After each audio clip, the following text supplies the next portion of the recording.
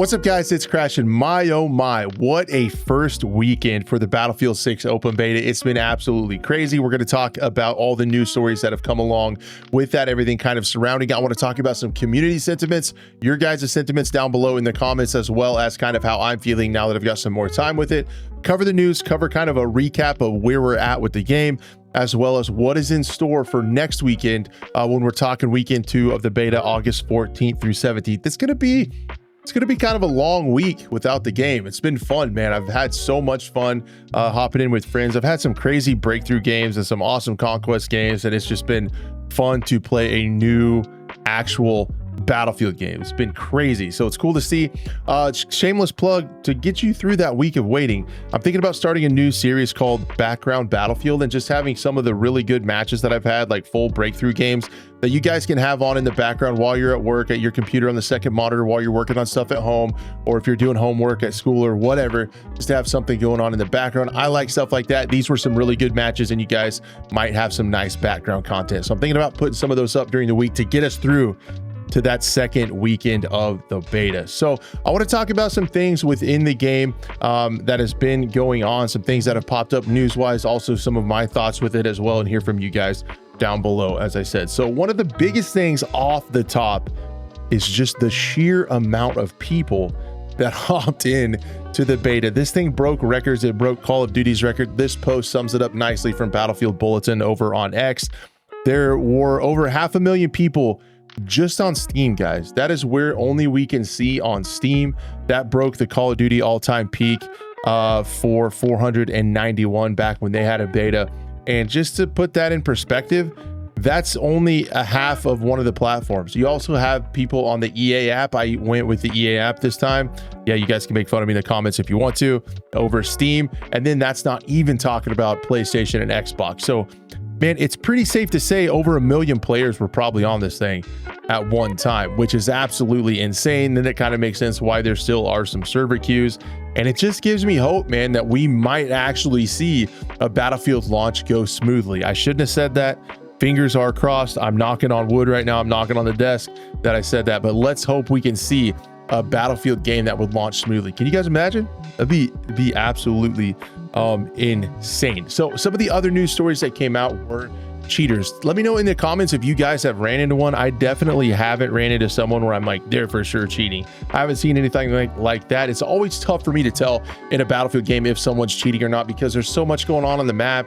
You might not even run into the person very often and stuff like that. You could see in Battlefield 5 because there were some crazy ones, but I haven't seen any. Let me know what you guys think. It's also hard to tell when you get 3D spotted all the time.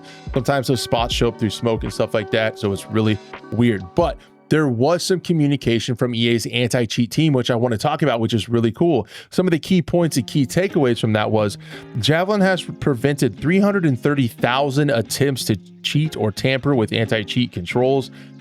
And they have reported 44,000 instances of potential cheaters during day 1 and another 60,000 so far. This was on the 9th. They said that we're already using our own gameplay integrity team to add and improve our detections for Battlefield 6. They're also working with the Battlefield Positive Play team to actively remove those reported we confirmed to be cheaters. So they're going through all those reports and removing people who are cheating. Now, I don't know how to look at that, guys. 330,000 attempts, man. It's really cool that that's how many they blocked. Javelin is working at least in some capacity according to their own numbers. But dude, that many people are trying to cheat. And that is just one of the inherent things that comes along with a super successful online FPS game. You're going to have some cheaters, man, and it's going to be part of it. But hopefully they keep working on it. Hopefully they can do some good stuff. Secure Boot is allegedly supposed to help them. So all that rigmarole that everyone had to go through on PC to get Secure Boot to work, I'm hoping is worth it, and they can do a really good job. But people are going to try to cheat. Some of them are going to get through, but I hope they can keep cranking and keep working on that.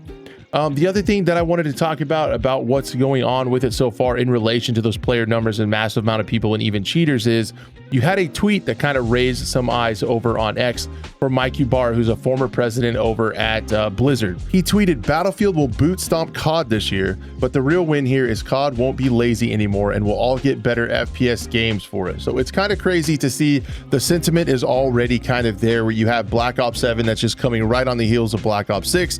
You have Call of Duty continuing to squeeze money out of its player base with crazy skins over playable content. And that sentiment is kind of growing of Battlefield 6 over COD this year. I don't know if they can dethrone it, man. COD is an absolute juggernaut. But to see a former executive at Blizzard say something like this is actually pretty noteworthy. And in the end, it is correct. If Battlefield can put some pressure on there, to which Activision higher up said they didn't foresee Battlefield to have any effect, that they're basically too big to fail. I'm paraphrasing there, but they did say that in retaliation to this post. It's like, man, but at the end of the day, if they do feel some pressure, maybe we can see Call of Duty go back to its roots and have some good Call of Duty games like was back in the day. Maybe, I don't know, but it is cool to see, again, refreshing and so vindicating to see Battlefield do what we wanted them to do with an older style game that feels like Battlefield again, and it be just resonating so much with the player base. Feels awesome.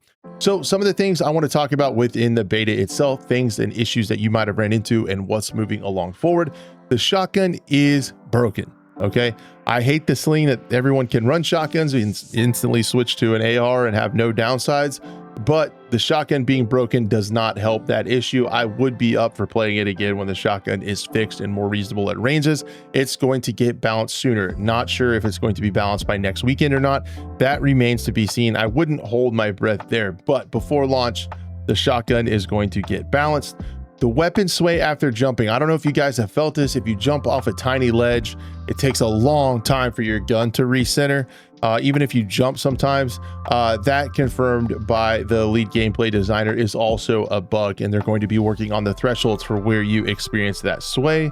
Also, in my opinion, I'm hearing a lot of talk about snipers. There are a ton of snipers for sure on Liberation Peak, man. There's a ton of snipers. You guys have seen the memes with all the glint and stuff like that. It's kind of not even that far off from reality, in my opinion.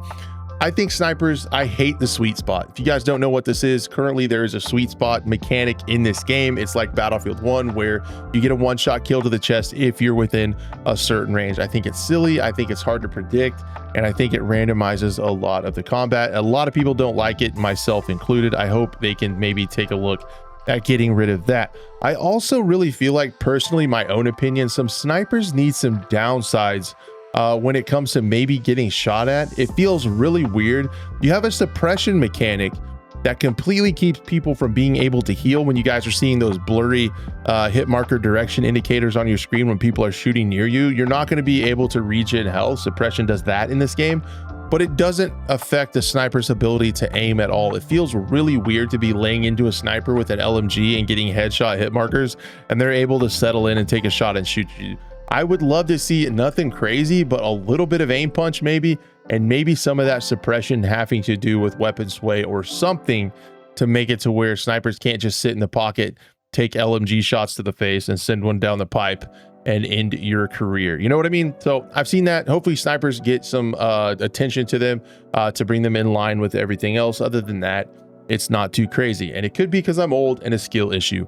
I don't know. The other big thing, so it's crazy to see the Battlefield community, maybe this is the X algorithm or whatever, but it's crazy to see the community come together on certain issues. And it seems like everyone is really clamoring in my comments over on X, on other YouTube videos, for a server browser. And we got some more, albeit kind of contradictory information about the server browser, a little bit different than what Alexia Christofi said. So I'll just go over this screenshot of this conversation with David Serlin, the lead producer over at DICE. He did a tweet where it was really cool to install the open beta. Someone asked about the server browser, and he said, that is what we've been harping about. The portal browser is basically enabling that, and that is to get more people in one game.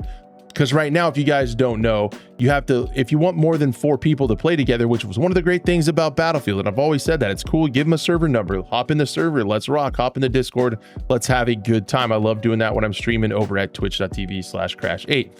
That being said, it's hard to do right now because servers spin up and spin down every single time, and you have to have everybody rejoin on you if you want to play with more than 4 total friends. But he says maps and playlists are in a persistent way too. If you want to use the server browser they have, it's not going to be, I stumbled upon a cool server in my city server browser, but for organized play, it sure hits the mark. someone responded to them, why limiting to Portal? Again, we've had those conversations as well. People aren't going to go into Portal to find experiences and, you know, the vanilla servers of like Conquest, Breakthrough, Rush, all that stuff. He said it's a server browser. It contains servers. Some are custom experiences, some are verified, which is what most are looking for in this topic. The combination of the pool of persistent servers and the spun up ones is not very useful. So right now, as it sits now, he talks about what goes on with a matchmaking server. He says they spin up in seconds, they get filled with players, and a spin down after the game is over. That couple of seconds plus when servers lose a lot of players mid-game is the only time you can join, which makes it a tricky combination and full of queuing to join issues. We think the current setup gives us the best of both worlds, as you can choose to spin up a server through regular matchmaking or find an existing server that is already running or create your own as well. We'll soon be testing the server browser so you can experience it. So I don't know if this means the server browser is coming to the second weekend of the beta. I would kind of think maybe not. Potentially it will be put into Battlefield Labs before launch, but they're kind of running out of time to test this thing, as we're only a couple, like almost right at 2 months until launch. So we'll see how that goes. But basically what he's saying, it's a little bit different to my understanding from what Alexia said, is that there's going to be a server browser for Portal on the front page of the game. You can click that, you can go in there and you can see none of these are made by DICE, but there are verified experiences. So if you want to, you can go in there and you can start a custom server of vanilla DICE verified Conquest, Breakthrough, Rush, all those normal game modes, and then people can find it and it will function like a normal server browser. In my opinion, 90% of the people or more are just going to click matchmake, start, and play. And I know that's kind of what they've wanted to go for. So they're saying that everyone who wants a server browser, get in a map rotation and have a persistent server, you can go into the Portal server browser, find somebody's server who they've done that. There aren't going to be any like all the time running servers. And I get what they're saying. He's saying here that it's going to be really inefficient to have a bunch of servers for them running all the time that are empty and waiting for players, especially when you're talking about this many players. So I get it from DICE's standpoint as well. We're just gonna have to see. Maybe there'll be a bunch of Conquest and Breakthrough and Rush and TDM and King of the Hill and all that kind of servers that people have running in Portal. If this game is that popular, that very well could be the case. And a lot of, you know, veteran gamers who do want to see the server browser can find standard vanilla DICE experiences within that server browser. So maybe it will work. I'm not going to rest my final judgments, but I do have my reservation about not that many people using it when they can just hit the giant, huge play button at the beginning of the screen. And that's what's going to happen. So what is coming next week to the beta for sure? So this week we had the 3 maps. We had Conquest, Closed Weapon Conquest, Breakthrough, Domination, and King of the Hill. The 3 maps, Iberian, Liberation, and Siege of Cairo. Those are all 3 going to be coming back. They're going to add a new map. They're going to add the Empire State map. So I'm excited to see that one. The colors on it look awesome.